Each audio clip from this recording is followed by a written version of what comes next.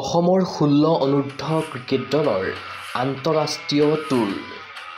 বাংলাদেশৰ মাটিত 5খন মেচ খেলিব অসমে। বাংলাদেশৰ বিৰুদ্ধে যুঁজিবলৈ সাজু অসম দল। বাংলাদেশলৈ যোৱাৰ পূৰ্বে জাৰ্চি আৰু কিট বিতৰণ। অসমৰ 16 অনূৰ্ধ্ব ক্ৰিকেটাৰসকলে যাতে আন্তঃৰাষ্ট্ৰীয় টুৰ লাভ কৰে তাৰ বাবে অসম ক্ৰিকেট সন্থাই গ্ৰহণ কৰিছে বিশেষ পদক্ষেপ। 3 বছৰৰ পূৰ্বে অসম ক্ৰিকেট সন্থাৰ সৈতে বাংলাদেশ ক্ৰিকেট বোৰ্ডৰ মাজত স্বাক্ষৰ হয় এক বিশেষ চুক্তি। সেই মৰ্মে বিগত বৰ্ষত বাংলাদেশৰ 16 অনূৰ্ধ্ব দলটোৱে অসম ভ্ৰমণ কৰিলে। সেই একেখন চুক্তি অনুসৰিয়ে অসমৰ 16 অনূৰ্ধ্ব ক্ৰিকেট দলটো চলিত বৰ্ষত বাংলাদেশলৈ যাবলৈ সাজু হৈছে। অহা 25 এপ্ৰিলৰ পৰা 14 মে'লৈ 16 অনূৰ্ধ্ব অসমৰ ক্ৰিকেট দলটোৱে বাংলাদেশ ভ্ৰমণ কৰাৰ লগতে চুবুৰীয়া ৰাষ্ট্ৰখনৰ 16 অনূৰ্ধ্ব ক্ৰিকেট দলটোৰ সৈতে খেলিব 5খন মেচ। বুধবাৰে এছিয়া ক্ৰিকেট ষ্টেডিয়ামৰ 91 ইয়াৰ্ডছ ক্লাবৰ প্ৰেক্ষাগৃহত অসমৰ 16 অনূৰ্ধ্ব ক্ৰিকেট দলটোক জাৰ্চি আৰু কিট বিতৰণ কৰে অসম ক্ৰিকেট সন্থাই। এই অনুষ্ঠানত উপস্থিত থাকিল BCCIৰ যুটীয়া সচিব তথা এছিয়া ক্ৰিকেট একাডেমীৰ সদস্য সচিব দেৱজিৎ শইকীয়া, অসম ক্ৰিকেট সন্থাৰ সম্পাদক ত্ৰিদীপ কোঁৱৰ, যুটীয়া সম্পাদক ৰাজেন্দ্ৰ সিং, কোষাধ্যক্ষ চিৰঞ্জিত লাংথাচা, CEO প্ৰীতম মহন্ত আদিৰ দৰে বিশিষ্ট ব্যক্তিসকল।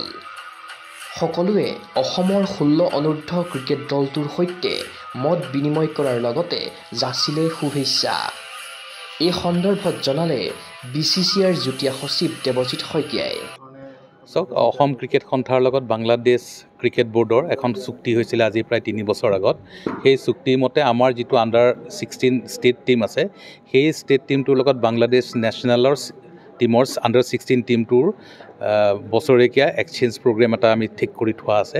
সেইমতে যোৱা বছৰ বাংলাদেশৰ under-16 নেশ্যনেল টীমটো অসমলৈ আহিছিলে আৰু সেই চুক্তিৰ মতে এইবাৰ অসম ক্ৰিকেট দলটো under-16ৰ যিটো আমাৰ কেটেগৰী এজ গ্ৰুপত আছে সেই দলটো বাংলাদেশলৈ যাব লাগে আৰু সেইমতে অহা কাইলৈ অৰ্থাৎ 25 এপ্ৰিলৰ পৰা 14 মে'লে আমাৰ অসম under-16 দলটো বাংলাদেশলৈ ভ্ৰমণ কৰিব। তেওঁলোকে বাংলাদেশত 5খন মেচ খেলিব, 2খন 3-day মেচ আৰু 3খন 1-day মেচ।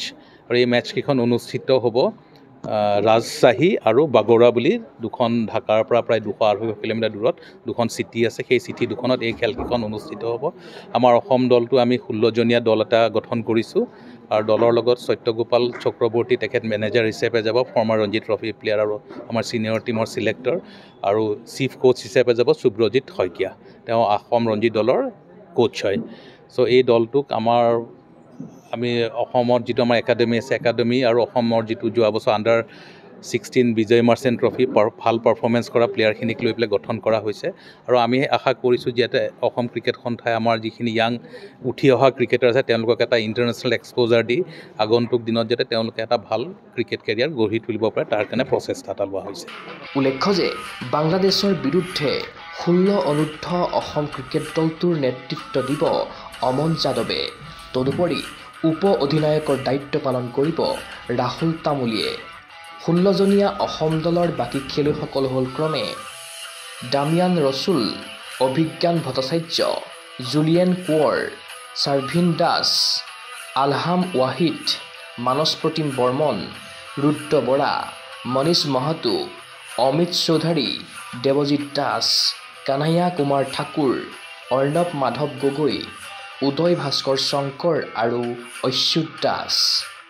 অসম দলটোৰ মুখ্য প্ৰশিক্ষক ৰূপে আছে সুব্ৰজিৎ শইকীয়া আৰু সহকাৰী প্ৰশিক্ষকৰ দায়িত্ব পালন কৰিব চালিল সিনহাই।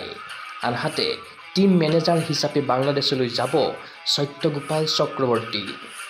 ক্ৰীড়া অনুৰাগীৰ আশা বাংলাদেশৰ মাটিত বেটিং ধুমুহা আৰু বলিং ত্ৰাসৰ সৃষ্টি কৰক 16 অনূৰ্ধ্ব অসমৰ ক্ৰিকেট দলটোৱে। এনে আন্তঃৰাষ্ট্ৰীয় টুৰৰ জৰিয়তে বিদেশৰ মাটিত খেলাৰ অভিজ্ঞতা আহৰণ কৰক অসমৰ উদিত ক্ৰিকেটাৰে। চিন্ময় বৰাৰ প্ৰতিবেদন, গোগো স্পৰ্টছ NA।